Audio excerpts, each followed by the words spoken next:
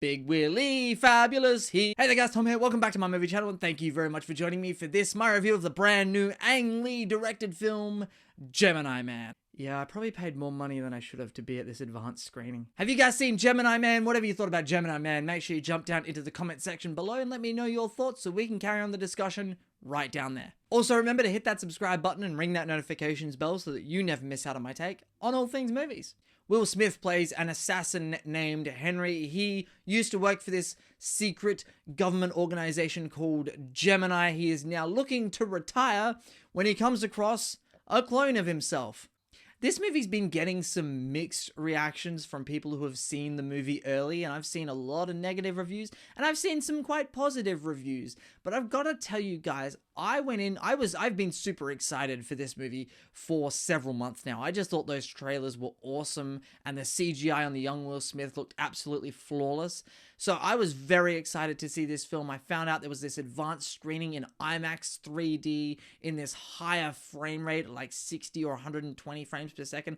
I'm not sure exactly which version I saw, but it was definitely in a higher frame rate. I was really hoping with the money I paid to see this film in advance that this movie wasn't going to disappoint me, and thankfully it didn't. I enjoyed this film greatly.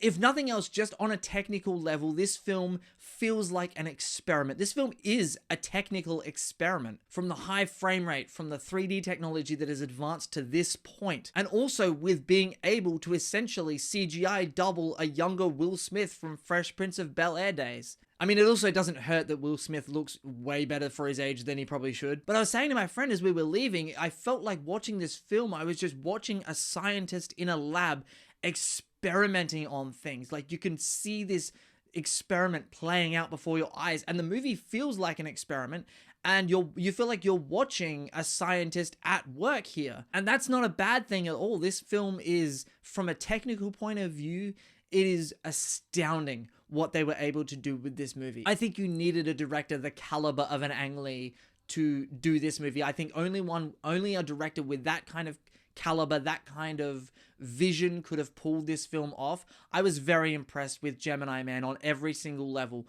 From a technical point of view, the action, the characters, the CGI on the young Will Smith, flawless. Like, absolutely flawless. It is the best de-aging technology that has ever been so far. Better than anything Marvel has done, better than anything Star Wars or any other movie has done with this kind of technology. This is the best that it has ever been, and probably will be for a long time. But again, it doesn't hurt that Will Smith looks way better than he should for a man who's in his 50s. And this film, as I said, it feels like an experiment. It feels like a film with a lot of vision behind it. And if you know anything about the making of this film was in development hell for the longest time. It had a lot of different big name actors attached to it. But I'm very glad we had Will Smith in this role, because his charisma, his character is what carries this movie, aside from the brilliant technical aspects, aside from the great action sequences in this film. Not as much action as you might expect in this movie, but there is quite a bit of it. The action scenes are directed beautifully. They really are. I thought this film was engaging. I thought it was fun. This film has a lot of humor and a lot of heart to it as well. And this movie does a really good job at the beginning of just setting up Will Smith's character, getting to know that character, getting to know that guy. So when you get to more of the dramatic scenes in this film, it has more of an impact. Now, I think this movie is going to bother some people on the level that, you know, all the trailers sell this as a high-stakes action film. And yes, there is action in this movie. Yes, it is an action film. But there are a lot of talking scenes in this film. There's a lot of scenes of just people talking and having heart-to-heart, or passing on information about missions and targets and people they have to kill. And look, I'm not gonna lie, that's where the movie suffers a little bit to me. Like, that is my biggest complaint with the movie, is it can be quite exposition heavy at times. There are some long scenes of just exposition dumping. Now, I get it, it is necessary. That is information that we as the audience need to know in order for the film to progress and make sense by the end of it. And that's not to say that those exposition heavy scenes were boring. They weren't boring, but it is a lot of exposition at once. So I could see how someone watching this film could be sitting in those scenes and be kind of bored watching them, even though I personally wasn't. Okay, let's talk about Mary Elizabeth Winstead's role in this film.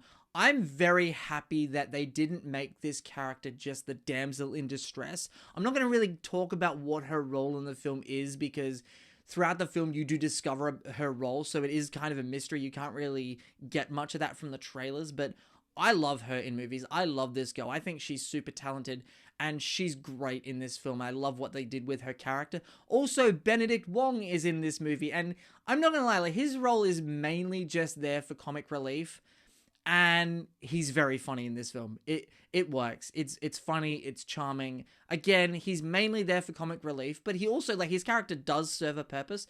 His character does have narrative purpose to be there in the movie, so it wasn't like he was a wasted character at all, not at all. But this film also is quite funny, and that was something I appreciated about this film a lot. And especially with those exposition heavy scenes I was talking about, you know, they'll have this exposition dump, but then there'll be an action beat straight after it, or there'll be a joke to kind of give the audience a bit of a break.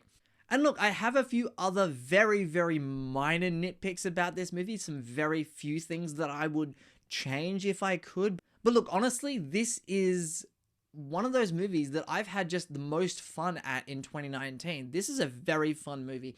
I enjoyed myself watching this film quite a lot. So guys, once again, have you seen Gemini Man? Whatever your thoughts are, jump down in the comment section below. Let's carry on the discussion. Also, hit that subscribe button, ring that notifications bell so you never miss out on my take on all things movies. Look out for my review of El Camino, a Breaking Bad movie coming this week, and I'm so excited. My name is Tom, and I will see you guys next time.